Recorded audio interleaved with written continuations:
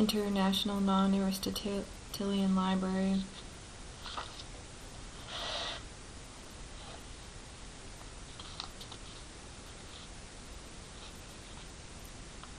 The International Non-Aristotelian Library Publishing Company.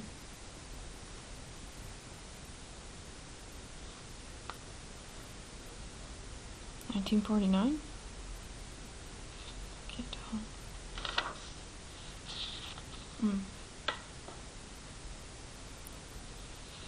First came out in 1933. Third edition, 1948.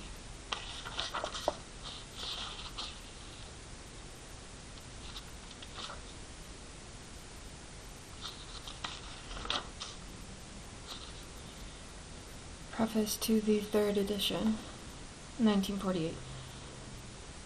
If thinkers will only be persuaded to lay aside their prejudices and apply themselves to studying the evidences, I shall be fully content to await the final decision. Charles S. Peirce. For the mass of mankind, if it is their highest impulse to be intellectual slaves, then slaves they ought to remain. Charles S. Peirce. In spite of the fact that since 1933, a great many new discoveries in science have been made to be analyzed in a separate publication, the fundamental methodological issues, which led even to the release of nuclear energy, remain unaltered. And so this third edition requires no revision of the text.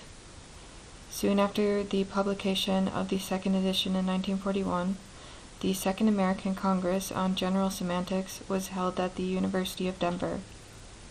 The papers presented there have been compiled and edited by M. Kendig and show applications in a wide variety of fields.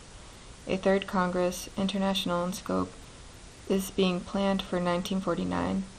Students of our work who have made applications in their fields of interest are invited to submit papers to the Institute.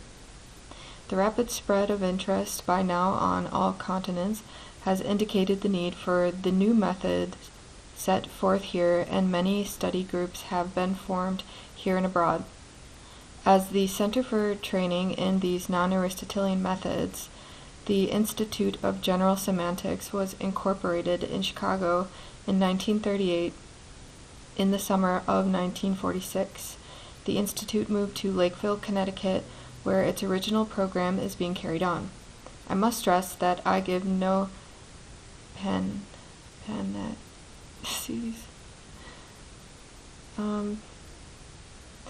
but experience shows that when the methods of general semantics are applied, the results are usually beneficial, whether in law, medicine, business, education, on all levels, or personal interrelationships, be they in family, national, or international fields.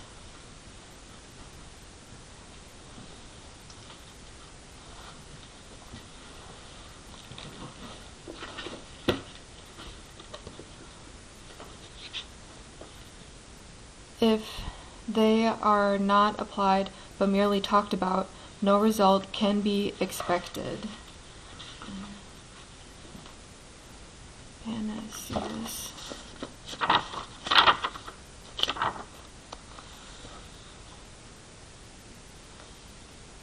Panacea, a remedy for all diseases or ills, a cure-all.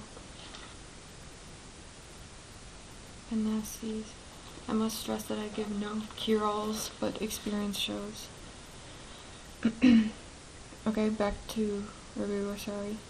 Perhaps the most telling applications were those on the battlefields of World War II, as reported by members of the armed forces, including psychiatrists on all fronts, and especially by Dr. Douglas M. Kelly, formerly Lieutenant Colonel in the Medicorps, who reports in part as follows. General semantics as a modern scientific method offers techniques which are of extreme value both in the prevention and cure of such pathological reactive patterns.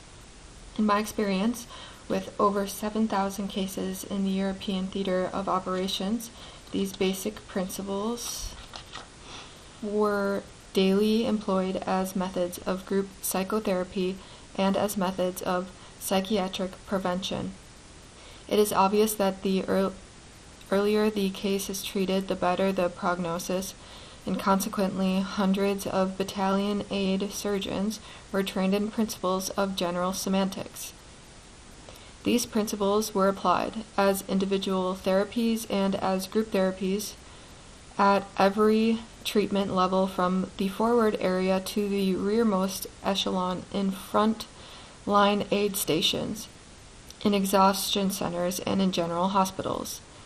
That they were employed with success is demonstrated by the fact that psychiatric evacuations from the European theater were held to a minimum. The origin of this work was a new functional definition of man, as formulated in 1921, based on an analysis of uniquely human potentialities, namely that each generation may begin where the former left off. The characteristic I called the time-binding capacity. Here the reaction of humans are not split verbally and elementalistically into separate body, mind, emotions, intellect, intuition, etc., but are treated from an organism as a whole in an environment, external and internal, point of view. This parallels the Einstein-Minkowski space-time integration in physics, and both are necessitated by the modern evolution of sciences. This new definition of man, which is neither zoological nor mythological, but functional and extensional, factual, requires a complete revision of what we know about humans. If we would judge human reactions by statistical data of psychiatric patients, or many other special groups, our misunderstanding of human nature must be completely twisted. Both the zoological and mythological assumptions must limit human society to animalistic biological instead of time-binding psychobiological evaluations, which involve social cultural responsibilities and thus may mark a new period of human development. In Manhood of Humanity, I stress the general human unique characteristic of time-binding, which potentially applies to all humans, leaving no place for race prejudices. The structure of science is interwoven with Asiatic influences, which through Africa and Spain spread over the continent of Europe, where it was further developed. Through the discovery of factors of sanity in physico-mathematical methods, science and sanity became linked in a structurally non-Aristotelian methodology, which became the foundation of a science of man. We learned from anthropology that the degrees of socio-cultural developments of different civilizations depend on their capacity to produce higher and higher abstractions, which eventually culminate in a general consciousness of abstracting, the key to further human evolution. In the thesis of this book, as Whitehead just said, a civilization which cannot burst through its current abstractions is doomed to sterility after a very limited period of progress. The Talmud says, teaching without a system makes learning difficult. In analyzing the Aristotelian codifications, I had to deal with the two-valued either-or type of orientations.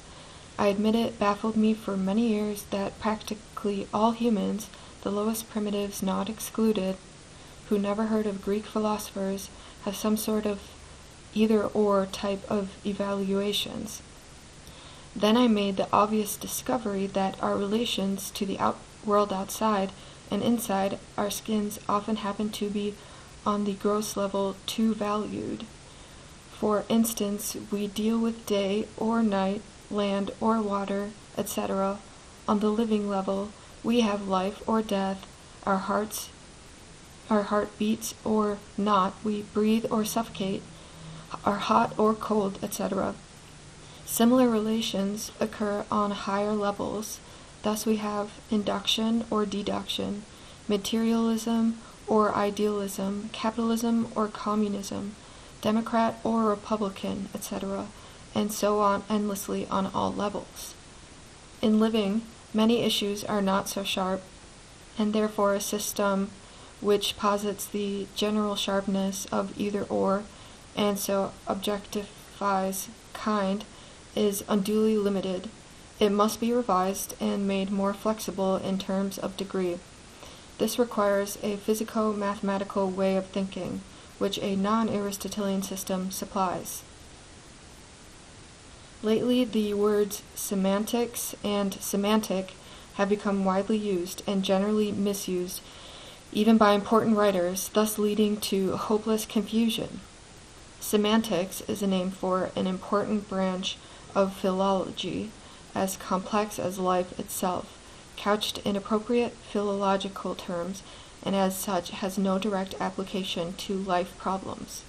The significs of Lady Welby was closer to life, but gave no techniques for application, and so did not relate linguistic structures to the structures of nonverbal levels by which we actually live. In modern times, with their growing complexities, a theory of values with extensional technique for educational guidance and self-guidance became imperative. Such a theory, the first to my knowledge, requires a modern scientific approach, and this was found in physico-mathematical methods, space-time, and the foundations of mathematics. It originated in 1921, in Manhood of Humanity, was formulated in a methodological outline in my papers in 1924, 1925, in 1926, and in 1933. It culminated in the present volume. My work was developed entirely independently of semantics, significs, semiotic, semisiology, etc., although I know today and respect the works of the corresponding investigators in those fields who explicitly state they do not deal with a general theory of values. Those works do not touch my field, and as my work progressed, it has become obvious that a theory of meaning is impossible and significs, etc., are unworkable. Had I not become acquainted with those accomplishments shortly before publication of this book, I would have labeled my work by another name, but the system would have remained fundamentally unaltered. The original manuscript did not contain the word semantics or semantic, but when I had to select some terms from a time-bending point of view and in consideration of the efforts of others, I introduced the term general semantics for the modus operandi of the first non-Aristotelian system. This seemed appropriate for historical continuity. A theory of evaluation appeared to follow naturally in an evolutionary sense from 1. Meaning to 2. Significance to 3. Evaluation.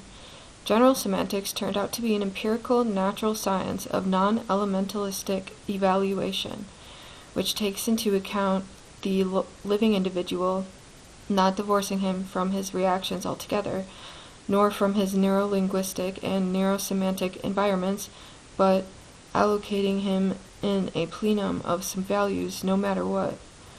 The present theory of values involves a clear-cut, workable discipline limited to its premises, a fact which is often disregarded by some readers and writers. They seem also often unaware of the core of the inherent difficulties in these old age problems, and the solutions available through changing not the language but the structure of language, achieved by the habitual use of the extensional devices in our evaluational reactions. For instance, in 10 eventful years, an Encyclopaedia Britannica publication appears an article on semantics, general semantics, which considerably increases the current confusion concerning these subjects. It is not even mentioned that semantics is a branch of philology, nor is there any clarifying discrimination made between the noun semantics and the adjective semantic.